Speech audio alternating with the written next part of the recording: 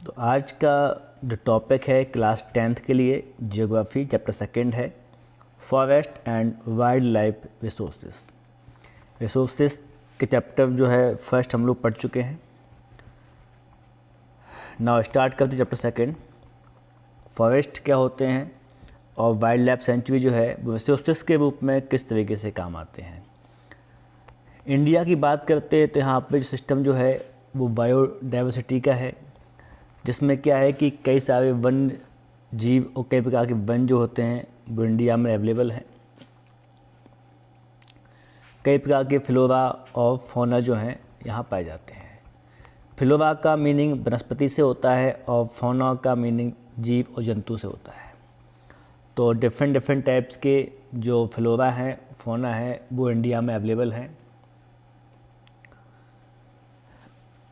IUCN international union for conservation of nature and natural resources ने यहाँ की जो स्पीसीज़ हैं उसको कई प्रकार से डिवाइड किया हुआ है। इंडिया में भी देखते हैं तो कई प्रकार के बायोलॉजिकल डाइवर्सिटी हैं और उन्हें डिफरेंट टाइप से जो है यहाँ पर डिवाइड किया गया है। जैसे स्पीसीज़ की बात करते हैं तो सबसे पहले हमारे सामने जो चीज़ डिस्प्ले होती है कि प्रजातियाँ कितने प्रकार की हैं जो इंडिया में हैं। तो सबसे पहले आती है आपकी प्रजातियाँ जिन्हें हम लोग कहते हैं सामान्य प्रजातियाँ हैं, नॉर्मल स्पीसीज़ हैं। अब नॉर्मल स्पीसीज़ कौन सी होती हैं वो उस टाइप से हम लोग काउंट कर लेते हैं, जैसे कि गाय है, ये जिनकी संख्या कैसी है सामान्य है। तो कई प्रजातियाँ ऐसी होती हैं जो सामान्य रूप से हैं। Species whose population level are considered to be normal for the survival, जैसे कैटल है, साल है, पाइन है और ओडेंट्स है। कुछ ऐसी होती हैं जो इंडेंजर्ड स्पीसीज हैं। इंडेंजर्ड कौन सी हैं? These species are endangered of extinction, for example species like black buck, crocodile, Indian wild ass, Indian rhino, लैंडटेल्स, एक संगाई।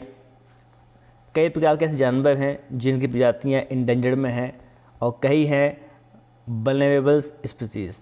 ये स्पीसीज़ जो होती हैं जो बहुत कम मात्रा में बची हुई हैं और डेंजर कैटेगरीज में है। फ्यूचर में ये ख़त्म होने की कगार पे हैं। ऐसी स्थितियाँ बनी हुई होती हैं जैसे ब्लू शीप है, एशियाटिक एलिफेंट्स है, गैंगडेड डॉल्फिन है। इनको सर्वाइव करने के लिए बहुत दिक्कत हो रही है, जो एनवायरनमेंट है इनके अकॉर्डिंग अवेलेबल नहीं है। तो ये प्रजातियाँ जो हैं वो ठीक तरीके से सर्वाइव नहीं कर पा रही हैं। कुछ प्रजातियाँ ऐसी भी होती हैं जिन्हें कहते हैं रेयर स्पीसीज़। वो कौन सी होती हैं?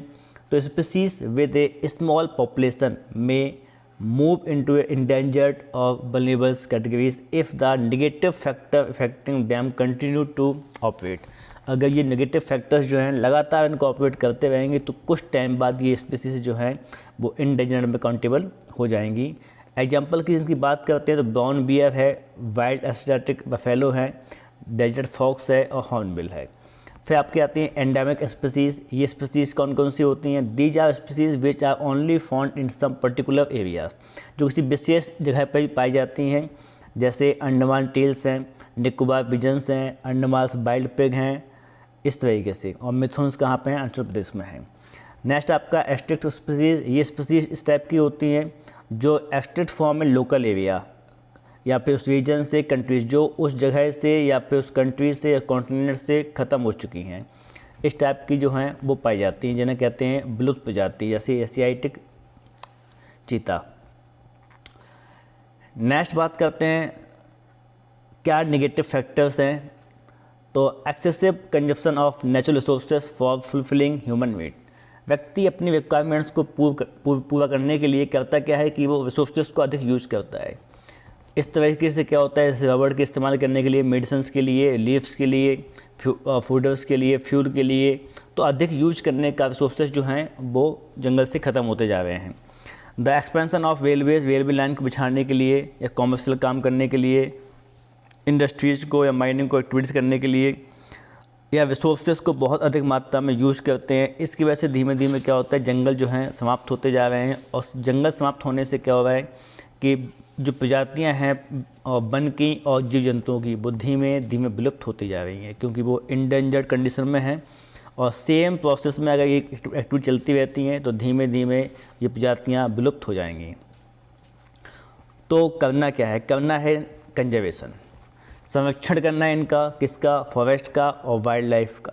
इंडिया में कैसे होगा, इसके करने के लिए the Indian wild life protection act, एक एक्ट पास किया गया था 1972 में, जिससे क्या होगा कि किसी भी जीव जंतु के लिए रहने के लिए उचित स्थान की व्यवस्था करनी होगी। और अगर कोई जो जीव जंतु है जो जंगल में है तो उसको उपलब्ध चीज़ें वहाँ पर होनी चाहिए जिससे वो सर्वाइव कर पाए। इसके लिए एक एक्ट पास किया गया था। बाद में under the wild life act 1986 कई प्रकार की बटरफ्लाइज वगैरह थी, बीटल्स वगैरह थे, उनके इस लिस्ट में ऐड किया गया। इन 1991 the first time plant were also, plant जो थे उनको भी इस सिस्टम में ऐड किया गया कि वो भी धीमे धीमे विलुप्त होने की स्थितियों में आ गए। तो लगभग 6 प्रकार की स्पीसीज थी, उनको ऐड किया गया क्योंकि वो पेड़ पौधे भी धीमे धीमे विलुप्त होते जा रहे थे। Types of distribution of forest and wild life resources in India. Forest and wild life resources are on and manage by the government through the forest department. जो भारत में फॉरेस्ट डिपार्टमेंट होता है वो इसको हैंडल करता है और वो विभिन्न तरीके से मैनेज करता है यहाँ के फॉरेस्ट को। इसलिए उसने क्या किया है कि फॉरेस्ट को डिफरेंट पार्ट में डिवाइड कर दिया है। जैसे फर्स्ट का रिजर्व फॉरेस्ट, ऐसे forest more than half of the total forest land in India has been declared reserve forest. लगभग हाफ जो हैं उनको रिजर्व फॉरेस्ट डिक्लेयर कर दिया गया है। सेकेंड है प्रोटेक्टेड फॉरेस्ट। फॉरेस्ट डिपार्टमेंट है declared 1/3 of the total forest area as protected forest में डिवाइड कर दिया। रिजर्व में कोई व्यक्ति, सामान्य व्यक्ति कोई काम करने के जाना नहीं जा सकता है, ना ही उसे कोई एंट्री अलाउ होती है। प्रोटेक्टेड का भी संरक्षण करना होता है, इसमें भी कोई सामान्य व्यक्ति नहीं जा सकता है। यहाँ पे उनको संरक्षण के लिए व्यवस्थित कर दिया जाता है ताकि सामान उसका उपयोग कटाई के लिए या किसी भी अन्य उपयोग के लिए न किया जा सके। नेक्स्ट आपका unclassified forest. These are the forest are wasteland which belong to both government and private individual and communities. ये जो जंगल होते हैं किसी विशेष कम्युनिटी के या किसी के प्राइवेट या गवर्नमेंट के हो सकते हैं। Northern eastern state and part of Gujarat have a very high percentage of these forest as unclassed forest. इस टाइप के जो फॉरेस्ट हैं वो गुजरात में या फिर आपके नॉर्दर्न ईस्टर्न स्टेट में पाए जाते हैं। नेक्स्ट आपके reserve and protected forest are also referred to as permanent forest which are maintain for the purpose of producing timber. Other forest produce for protective reason. Madhya Pradesh has the largest area under permanent forest. MP में सबसे अधिक मात्रा में जो है forest पाए जाते हैं जो परमानेंट हैं। बाकी इनका विशेष यूज जो होता है वो जंगल से विभिन्न प्रकार की वस्तुओं को प्रोड्यूस करने के लिए किया जाता है, जैसे टिम्बर वगैरह जो होता है वो इन चीज़ों से उपलब्ध हो जाता है। तो ये जो है फॉरेस्ट को इन्होंने डिवाइड किया है, कुछ रिजर्व फॉरेस्ट के लिए और कुछ प्रोटेक्टेड के लिए। नेक्स्ट आपका community and conservation. Conservation for of the forest and wild life resources is very important. Here are a few step, कुछ स्टेप्स जो हैं वो लिए जाते हैं इसको कंजर्व करने के लिए। जैसे इन सरिस्का टाइगर रिजर्व, जो सरिस्का टाइगर रिजर्व है राजस्थान में पड़ता है, ये अलवर के पास पड़ता है। Villagers have fought against mining by citing the wild life protection act. जो लोग थे उन्होंने यहाँ पे अप्लाई करवाया कि उसको वाइल्ड लाइफ प्रोटेक्शन एक्ट को, ताकि वहाँ पे जंगलों की रक्षा की जा सके। The inhabitants of 5 villages in Alwar district of Rajasthan have declared 1200 hectare of forest as the Bhairav Dakav Sonchuri के लिए। जो ज़मीन वहाँ पर दी गई है 1200 हेक्टेयर की, ये 5 गाँव के लोग तो उन्होंने मिलकर ज़मीन को दिया है ताकि वहाँ पे इसको बनाया जा सके। Villagers cam up with their on set of rules. जो गांव के लोग हैं उनके खुद के नियम कानून बने हुए हैं जिसके आधार पर वो लोग हंटिंग को अलाउ नहीं करते हैं। दे आर आल्सो प्रोटेक्टिंग, वो लोग जो होते हैं वो खुद हेल्प करते हैं और उन चीज़ों की रक्षा करते हैं, उसके लिए काम करते हैं। The famous Chipko movement in the Himalayas was one successful attempt to resist deforestation in stable area. Chipko movement को लगाया गया था हिमालय के एरिया में। इसमें क्या था कि किसी भी तरीके से वहाँ पेड़ पौधे नहीं काटने दिए गए और इस आंदोलन को चलाया गया। फार्मर सिटीजन जो हैं वो कई प्रकार के आंदोलन चलाते हैं, जैसे बीज बचाओ आंदोलन, ठीक है, जो टहरी में चला गया था। Navdanya have shown these adequate level of diversify crop production without the use of synthetic chemical को यूज किए बिना क्रॉप्स को पैदा करना, खेती करना, इस टाइप के आंदोलन चलाए गए हैं। इंडिया में जॉइंट फॉरेस्ट जो मैनेजमेंट है JFM, वो इसके लिए पर्पज़ के लिए काम करता है और वहाँ पे कम्युनिटी को मैनेज करता है ताकि किसी भी तरीके से जो फॉरेस्ट है उसका डिग्रेडेशन ना हो और फॉरेस्ट को वापस से रिस्टोर किया जाए। कोई फॉरेस्ट जो है अगर वो डैमेज हो गया है तो वहाँ वापस से पेड़ पौधे लगा के उसको कंप्लीट किया जाए। कुछ शॉर्ट क्वेश्चन आंसर हैं इस चैप्टर से संबंधित जो दिए गए हैं। जैसे फर्स्ट है आपका व्हाट इज बायोडाइवर्सिटी, तो it is the sum of total of all the variety of species of plant, animal and the microorganism living on the earth, it's called biodiversity. Next है what is flora and fauna, जैसे कि आपको बताया गया है कि flora जो है पर्टिकुलर प्लांट्स के लिए होता है और फौना जो होता है वो स्पेसिफाई फॉर एनिमल्स के लिए होता है। इसके बाद बात करते हैं कि कितने percent India is one of the largest richest country in the terms of vast area of the biological diversity justify, तो India has nearly 8% of total number of species in the world. What is IUCN international union for conservation of nature and natural resources, ये इसका IUCN का full form है। और India में लगभग 8% type की जो होती हैं वो प्रजातियाँ जो होती है वो इंडिया में पाई जाती हैं। नेक्स्ट क्वेश्चन नंबर आपका 6, व्हाट आर नॉर्मल कौन से होते हैं? जो नॉर्मल हैं जिनको अभी इंडेंजर्ड स्थितियों में नहीं है वो सामान्य स्थितियों में हैं, उन्हें कहते हैं नॉर्मल स्पीसीज। एंडेमिक स्पीसीज कौन सी होती हैं? जो species found in some particular area usually isolated by the natural and geographical various. Next what is the endangered species, तो the species which are in the danger of extinction are called the endangered species, जो last time चल रहा है जिनका जो कगार पर है उसको कहते हैं इंडेंजर्ड स्पीसीज। नेक्स्ट आपका what is vulnerable species, the species whose population has decline to level from where it is like to move into the endangered category in the near future, ऐसी जो है जो नेगेटिविटी के कारण धीमे धीमे उस जगह पर पहुंच रही हैं या आपके इंडेंजर्ड कगार पे हैं, उनको कहते हैं वल्नरेबल स्पीसीज। और व्हाट आर एक्सटिंक्ट स्पीसीज, ऐसी स्पीसीज जो मिलती नहीं है या धीमे धीमे समाप्त हो चुकी हैं, उन्हें इस कैटेगरी में काउंट किया जाता है। नेक्स्ट आपको 2 एग्जाम्पल देने हैं रेयर स्पीसीज के, तो आपका आंसर है वाइल्ड एशियाटिक बफेलो और हॉर्नबिल। कैटेगरीज करना है आपको वल्नरेबल स्पीसीज कौन कौन सी होती हैं, तो एशियाटिक एलिफेंट जो है वो वल्नरेबल स्पीसीज में आते हैं, इंडियन रेनो जो है वो इंडेंजर्ड स्पीसीज में आते हैं। इसके बाद पाइन जो है वो नॉर्मल स्पीसीज में आते हैं, एशियाटिक चीता जो है एक्सटिंक्ट स्पीसीज में आते हैं, और लॉयन टेल्ड मैस्क्यू जो है इंडेंजर्ड में है, निकोबार पिजन जो है एंडेमिक में है। और 2 फैक्टर रिस्पॉन्सिबल बताना आपको जो जिम्मेदार हैं फॉरेस्ट और वाइल्ड लाइफ की समस्याओं के लिए, तो वो हैं एक्सपेंशन ऑफ एग्रीकल्चर और mining.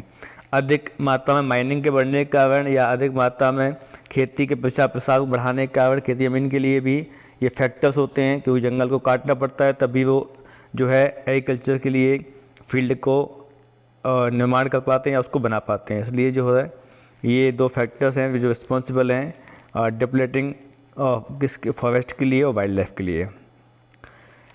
Name the tiger reserves के आपको नाम बताने हैं, तो नेक्स्ट है आपका Buxa tiger reserve in West Bengal. Social impact क्या है डिफॉरेस्टेशन के लिए, तो कई women's bear the major responsibility of collection the fuel, fodders, waters and substance need as the resources are depleted. The degree of women's increase the sometimes they have to walk for more than 10 kilometre to collect these resources. महिलाएं जो होती हैं वो कई बार बहुत लंबी लंबी जगह पर जाती हैं और इन चीज़ों को लेने के लिए और वापस घर आने के बाद जो उसमें ईंधन के लिए वो उसका उपयोग करती हैं। Mention any wild life protection act, तो Indian wild life protection act जो है वो 1972 में लागू किया गया था। Mention any one step which was undertaken by Indian wild life act to protect the wild life, तो trade in wild life was declared illegal, जो ट्रेड है वाइल्ड लाइफ का उसको इलीगल डिक्लेयर कर दिया गया है। What are the permanent forest, reserve and protected forest are known as the permanent forest. Which state has the largest area under permanent forest, तो आपका आंसर होगा MP। आपको 2 स्टेट्स के नाम बताने। ये क्वेश्चन जो है वो CBSE बोर्ड के 2014 में यूज़ किया गया था। इसका आंसर है Jammu Kashmir and Andhra Pradesh. Name any 2 state which have bulk of forest area under the protected forest, Punjab and Haryana. Name 2 state which are bulk of the forest area under unclassed, तो Assam and Tripura. Name the place of state where people have fought against mining of citing the wild life act, Sariska tiger reserve Rajasthan. ये अलवर में पड़ता है, अलवर में है Sariska tiger reserve Rajasthan में। Next question है आपके सामने, question number 26।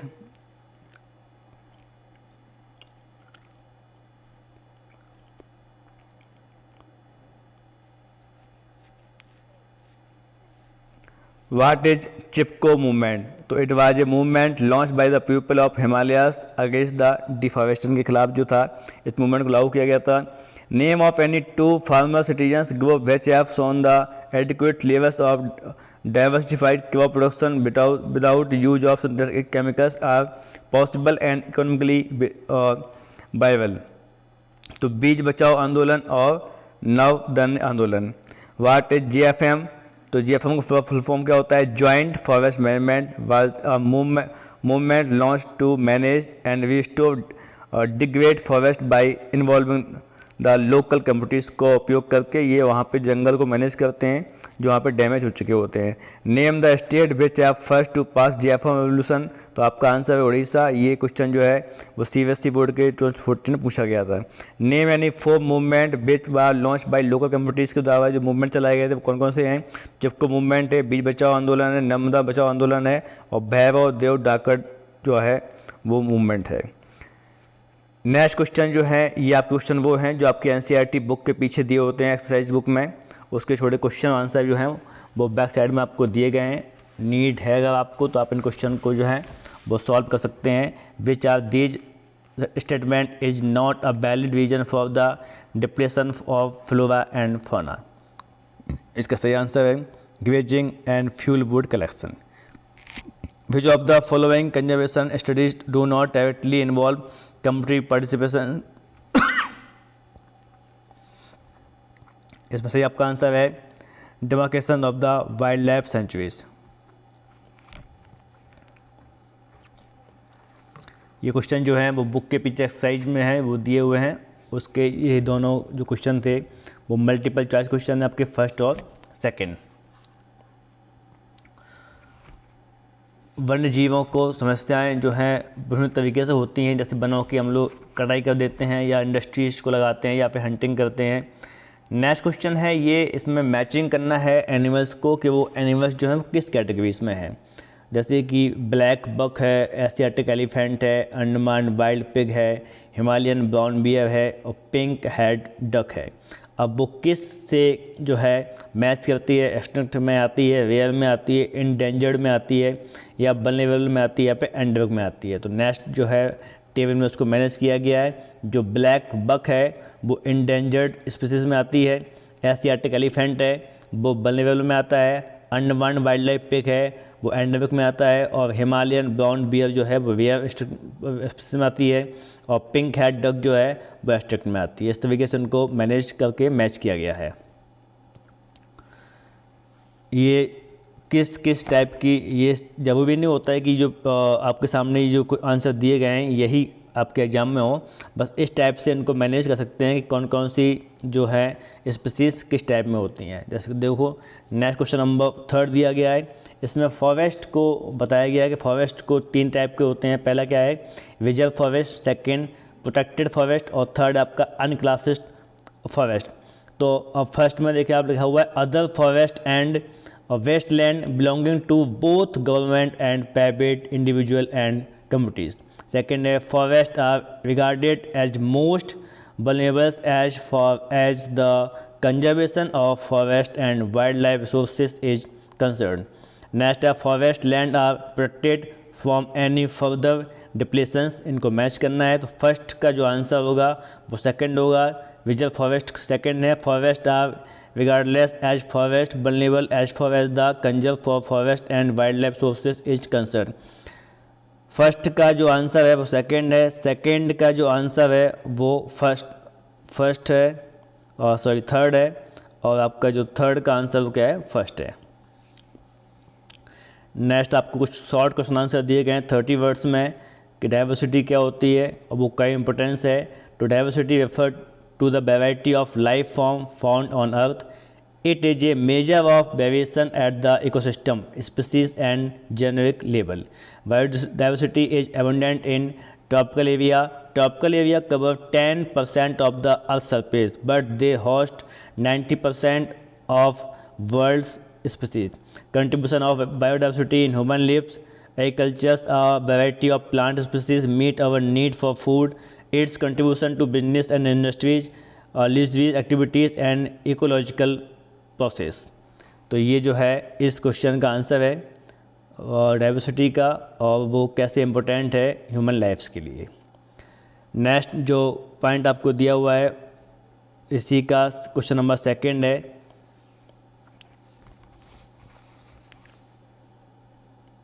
How have human activities affected the depletion of flora and fauna. कैसे ह्यूमन के जो काम होते हैं जिससे फ्लोरा और फौना जो है वो इफेक्टेड होती है, क्या एक्टिविटीज़ करते हैं। तो human various river valley project have affected the flora and fauna. कई प्रकार के जो प्रोजेक्ट होते हैं जो नदियों में यूज़ किए जाते हैं उस पर भी फ्लोरा फौना जो है इफेक्टिव होती है। Many illegal mining project have depleted the flora and fauna. Too many development project for leisures activities in the forest have negatively affected them. To many human activities in the forest area due to rising population and lack of space had create human animals conflict. जब लोगों को रहने की जगह कम बचती है तो वो नई जगह की रिक्वायरमेंट होती है, तब भी वो इन चीज़ों को अफेक्ट करते हैं, या फिर लोग जो होते हैं नेगेटिव एक्टिविटीज़ करते हैं तो भी इसके अफेक्ट करते हैं, या फिर इलीगल तरीके से पेड़ पौधों को काटते हैं तो भी इसको अफेक्ट करते हैं, या फिर अधिक जो मात्रा माइनिंग की जाती है, इन सब समस्याओं से ये चीज़ें होती हैं। नेक्स्ट क्वेश्चन है आपका, describe how communities have conserve and protected forest and wild life in India. कैसे जो कम्युनिटी समुदाय लोग होते हैं वो समुदाय के लोग जो होते हैं कैसे रक्षा करते हैं इन जंगलों की। तो कुछ पॉइंट दिए गए हैं, जैसे सबसे पहले आपका चिपको मूवमेंट है। ये चिपको मूवमेंट जो हिमालय के एरिया में चलाया गया ताकि वहाँ पर पेड़ पौधों को ना काटा जा सके और उनकी सेफ्टी की जा सके। तो वहाँ जंगलों के कटाव को बचाने के लिए इस टाइप का मूवमेंट चालू किया गया था। Certain society reserves particular trees which they have preserved for the immortals. The Mundas and the Santhal of Chota Nagpur regions worship महुआ। जो मुंडास जनजाति है, संथाल जनजाति होती है छोटा नागपुर में, वो महुआ की जो खेती होती है, महुआ जो पेड़ पौधे उनकी पूजा करते हैं। एंड कड़म्बास जो हैं वो उसकी पूजा करते हैं। ट्राइबल्स ऑफ उड़ीसा और बिहार के जो वर्षव होते हैं वो टामावेंट्स जो होते हैं उनकी पूजा करते हैं। सेम थिंग की बात करते हैं अगर तो right a note on good practice towards conserving forest and wild life. तो एक शॉर्ट नोट बनाना है आपको जिसमें ये कंजर्वेशन होता है वाइल्ड लाइफ का। तो in India joint forest management system जो होता है इसके माध्यम से क्या होता है कि जो जंगल जो डैमेज हो चुके होते हैं उनको ठीक करना होता है। इसको सबसे पहले उड़ीसा में स्टार्ट किया गया था जिसमें कोशिश की गई थी कि कम्युनिटी का सहारा लेके, गांव के लोगों की हेल्प लेके और जो डैमेज जंगल उनको वापस से ठीक किया जाए। और उनको ठीक करने के लिए वहाँ पे कई प्रकार के प्रोग्राम्स को लॉन्च किया गया और वापस से धीमे धीमे उन जंगल की चीज़ों को मैनेज किया गया और मैनेज करके वापस से उन जंगलों को फिर से सही तरीके से कन्वर्ट करके उनको यूज किया गया। तो इस तरीके से था वो इन चीज़ों का उपयोग करके जंगल को वापस बनाया गया।